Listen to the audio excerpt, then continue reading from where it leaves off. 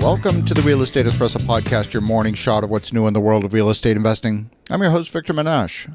On today's show, we're talking about some leading indicators that might predict what will happen in the housing market 3 to 6 months from now.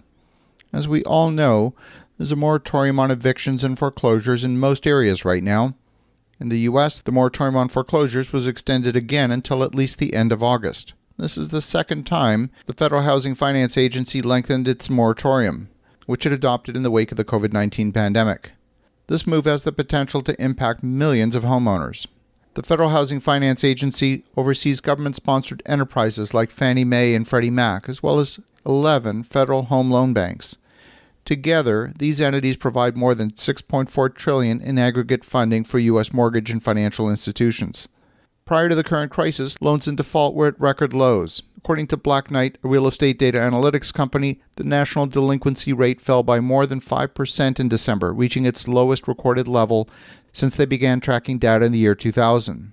The big debate is whether we'll face a period of real estate asset deflation before we experience large-scale inflation. We've had a tremendous amount of printing of money.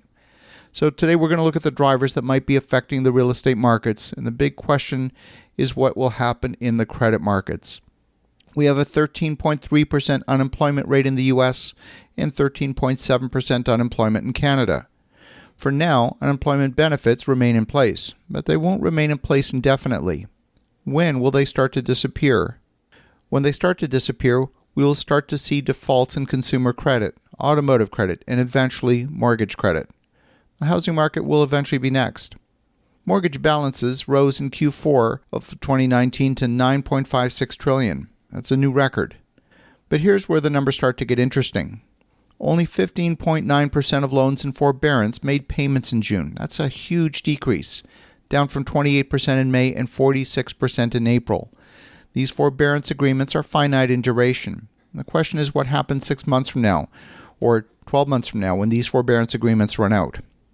More than 100 million auto loans and student loans have missed payments in the United States since the start of the pandemic. And as of the end of May, 4.3 million real estate loans were in default, an increase of 723,000 from the month before. More than 8% of U.S. mortgages were past due or in foreclosure. That compares with a normal mortgage default rate of 0.42%. There's now 4.3 million homeowners past due on their mortgages or in active foreclosure, including those in forbearance who have missed scheduled payments as part of their plans. That's up from 2 million at the end of March.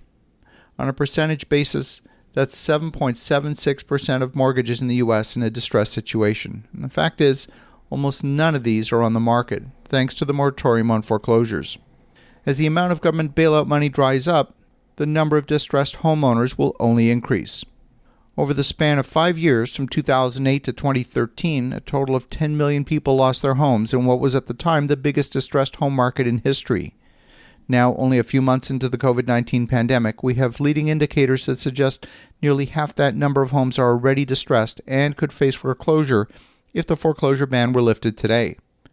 The economic fallout on various industries has not played out yet.